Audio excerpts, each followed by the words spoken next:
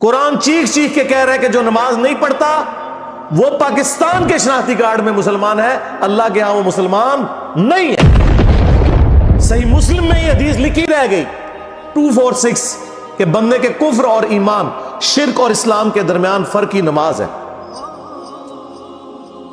یہ حدیث مسلم میں ہی لکھی رہ گئی کہ ابن مسعود رضی اللہ تعالیٰ عنہ کہتے ہیں کہ جماعت کے ساتھ نماز پڑھنا یہ سنت خدا ہے، یہ تمہارے نبی کی وہ سنت ہے جو اللہ نے انہیں عطا کی، اگر اسے چھوڑ دو گے تو برباد ہو جاؤ گے۔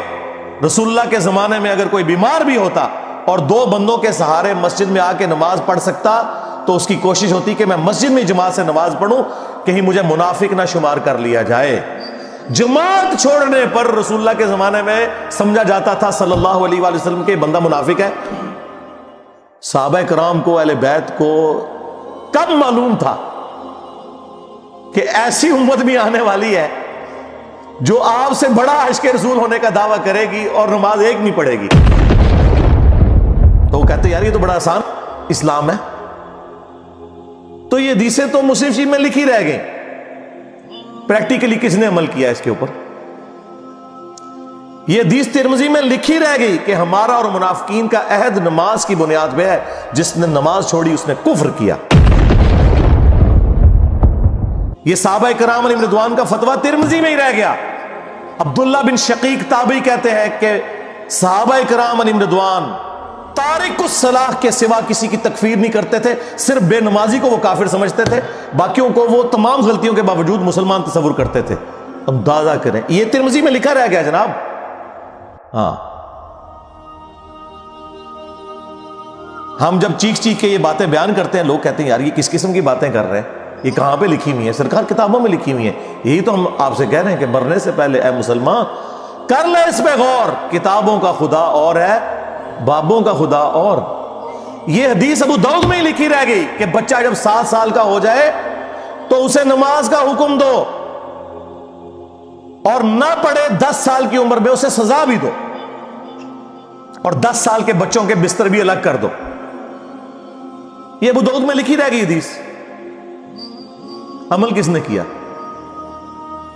یہ حدیث ابن ماجہ میں لکھی رہ گئی کہ نبی علیہ السلام نے فرمایا اے معاذ، اللہ کے ساتھ شرک نہ کرنا، خواہ تمہارے ٹکڑے ٹکڑے کر دیے جائیں، تمہیں قتل کر دیا جائے، سولی دے دیا جائے، یا آگ میں زندہ جلا دیا جائے، شرک نہ کرنا۔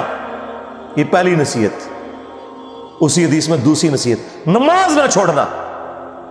تمہارا اللہ کے ساتھ عہد نماز کی بنیاد پہ ہے، اگر تم نے نماز چھوڑ دی تو اللہ کا ذمہ اٹھ گیا تم سے۔ اور تیسری چیز فرمایا شراب نہ پینا، یہ تمام برائیوں کی جڑ ہے۔ تو یہ حدیثیں تو لکھی رہ گئی سرکار۔ یہ حدیث مسند احمد میں ہی لکھی رہ گئی کہ نبی علیہ السلام نے فرمایا کہ نماز قیامت کے دن نمازی کے لیے دلیل، نجات اور نور ہوگی، اور جو نماز نہیں پڑھتا قیامت کے دن نہ اس کے لیے کوئی دلیل ہوگی اللہ کے حضور بچنے کی، نہ نجات اور نہ کوئی روشنی، نور جو پولیس رات سے گزرنے کے لیے قرآن میں آیا نا، وہ نور۔ اور پھر نبی السلام نے فرمایا کہ بے نمازی کا حشر اسی حدیث میں آتا ہے، فرعون، قارون اور حامان اور امیہ ابن خلف کے ساتھ ہوگا۔ ہاں جی، کچھ بھی ہے تیرے محبوب کی امت سے ہے۔ محبوب تو پہلے ہی بتا گئے ہیں کہ بے نمازی تیرا حشر تو فرعون کے ساتھ ہونا ہے، تیرا حشر قارون کے ساتھ ہونا ہے، امیہ ابن خلف کے ساتھ ہونا ہے۔ اور یہ تو میں آپ کو صرف ایک بات کر رہا ہوں۔ اب اگر میں قرآن کی توحید بیان کرنا شروع کروں تو قرآن کے پہلے صفحے کا ٹیسٹ دنیا کے کروڑوں مسلمان پاس نہیں کر سکتے۔ ایاک نعبد و ایاک نستعین، یہ قرآن میں لکھا رہے گا۔ ماشاءاللہ فجر کی نماز میں یہ پڑھ کے نکلتا ہے، اور مسجد کے ساتھ جو دربار ہے ریگولرلی حاضری دے کے اس بابے سے بھی مانگ کے گھر آتا ہے۔ تو کیا نماز تو پڑھی؟ تو مسلمان ہے، تیری ہر نماز کی ہر رکعت میں تو یہ نہ پڑھے تیری نماز ہی نہیں ہوتی۔ ایاک نعبد و ایاک نستعین، اے اللہ عبادت بھی تیری کریں گے، دعا بھی تجھی سے مانگیں گے، مدد بھی تجھی سے مانگیں گے۔ یہاں مدد مانا دعا کیا، لیکن یہاں مولویوں نے پھر پٹی پڑھا دی، ان کا نہیں جی نہیں جی، امی سے روٹی نہ مانگے. اندازہ کریں قرآن کا مذاق اڑا رہے ہیں، حالانکہ انہیں پتہ ہے کہ قرآن میں یہ آیت موجود ہے وَتَعَاوَنُوا عَلَى الْبِرِّ وَالتَّقْوَى وَلَا تَعَاوَنُوا عَلَى الْإِثْمِ وَالْعُدْوَانِ. نیکی اور پرہیزگاری کے کاموں میں ایک دوسرے کی مدد کرو اور برائی میں الگ رہو. قرآن نے بتایا ہے کہ اللہ نے دنیا کو اسباب کے ساتھ جوڑا ہوا ہے. یہاں ایاک نستعین میں دعا کے اعتبار سے بتایا جا رہا تھا کہ غیر اللہ سے نہیں کرنی، ظاہری اسباب کا تو قرآن میں حکم ہے. لیکن دیکھ لیں،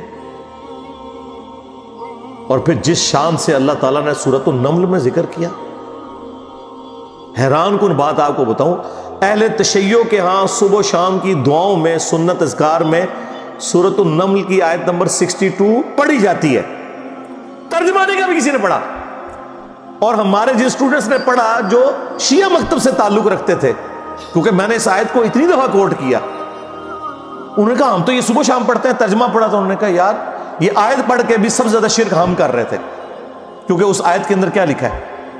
اَمَّن يُجِيبُ الْمُضْطَرَّ إِذَا دَعَا، بھلا بتاؤ کون ہے جو تکلیف میں گھرے ہوئے شخص کی فریاد کو سنتا ہے، وَيَكْشِفُ السُّوءَ، اور اس سے اس کی برائی کو، تکلیف کو دور کر دیتا ہے، وَيَجْعَلُكُمْ خُلَفَاءَ الْأَرْضِ، اور تمہیں اگلوں کا خلیفہ کرتا ہے زمین پر، تمہارے ماں باپ کے مرنے کے بعد تم، تمہارے مرنے کے بعد تمہاری اولاد کو. اِلَٰهٌ مَّعَ اللَّهِ، کیا اللہ کے ساتھ کوئی اور معبود بھی ہے؟ قَلِيلًا مَّا تَذَكَّرُونَ، لیکن بہت کم ہی تم نصیحت حاصل کرتے ہو. بالکل صدق اللہ العظیم، بہت کم لوگوں نے نصیحت حاصل کی. اس آیت میں کلیئر کٹ لکھا ہے کہ جو اللہ کے سوا کسی اور سے دعا کرتا ہے گویا وہ اسے خدا بنائے ہوئے ہے. یا علی مدد کا مطلب سادہ نہیں ہے، اس کا مطلب ہے کہ آپ نے مولا علی کو اللہ کے مقابلے پر خدا تصور کر دیا. نہیں جی ہم تو انہیں اللہ کا بندہ مانتے ہیں. نہیں جناب، قرآن تو یہ کہتا ہے کہ اللہ کا بندہ مان کے یا بغیر بندہ مان کے. جب تمہارا یہ عقیدہ ہے کہ اللہ کے سوا کوئی تمہاری تکلیف دور کر سکتا ہے، جی پیچھے اللہ ہی ہے، اچھا اللہ پیچھے رکھ رہے ہیں. یہ دیکھیں حدیث میں لکھا ہوا ہے نماز کا طریقہ. اور نہیں جی ہمارے امام صاحب نے بھی تو وہی کچھ بتایا نا، پیچھے تھے اتنے بھی نبی علیہ السلام نے، نبی علیہ السلام پیچھے رکھنے کے لیے. میرے نبی صاحب ہے ہی کوئی نہیں، تیرے بابے تھے شاہ ہی کوئی نہیں. اللہ پیچھے، رسول پیچھے، آگے تمہارے بابے. عزتیں اویل کی ہیں تم نے اللہ اور اس کے رسول کے نام کے اوپر، چندے کھائے ہیں تم نے رسول اللہ کے نام کے اوپر صلی اللہ علیہ وآلہ وسلم، سواریاں سوار کی ہیں تم نے مکے اور مدینے کے نام کے اوپر، اور غداری کی ہے اپنے دین کے ساتھ.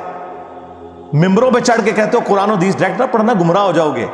واہ، یہ کوئی یہودی یا نصرانی آ کے بات کرے ہم منہ توڑ دیں.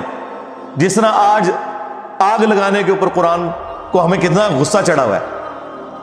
تیرا مفتی ہر جمعے کو کھڑا ہو کے کہ قرآن اور بخاری ڈائریکٹ نہ پڑھنا گمراہ ہو جاؤ گے.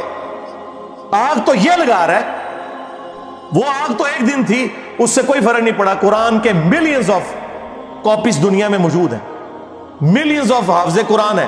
قرآن کو کوئی آگ نہیں لگا سکتا، دنیا سے ختم نہیں کر سکتا. اصل جو چور چھپا ہوا ہے وہ تیرے اندر چھپا ہوا ہے. جو یہ علماء ہیں شیاطین، جنات اور انسانوں میں سے شیاطین، جو تمہیں یہ کہہ رہے ہیں قرآن ڈائریکٹ نہ پڑھنا گمراہ ہو جاؤ گے، اور تم کہتے ہو مفتی صاحب نے فرما دیا. سبحان اللہ.